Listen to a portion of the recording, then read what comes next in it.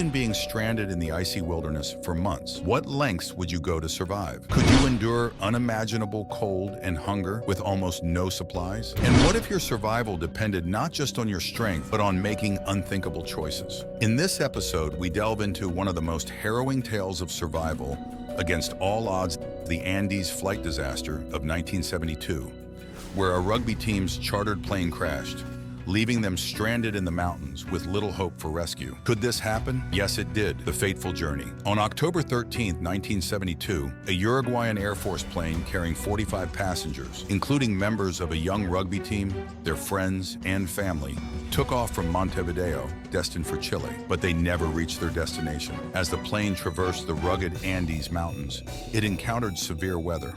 Amid the storm, the inexperienced co-pilot made a fatal miscalculation, and the plane clipped a mountain peak, crashing on a remote glacier. The crash and immediate aftermath. The impact killed several passengers instantly, and the survivors were left in a wrecked fuselage in freezing temperatures.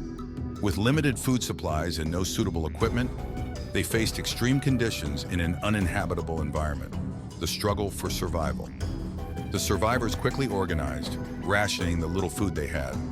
A few chocolate bars, bottles of wine, and eventually the unthinkable decision to survive on the deceased. This decision, born of sheer necessity, would later define their ordeal. In extreme survival situations, psychological resilience is as crucial as physical endurance. The survivors' decision to use the bodies of their deceased companions as a food source is a profound testament to human survival instincts. The long wait and the heroic escape.